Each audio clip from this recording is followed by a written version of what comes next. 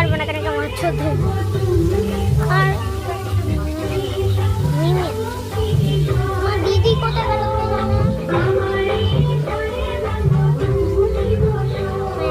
করতে এসেছি তো তোমাদেরকে সবাই টাটা।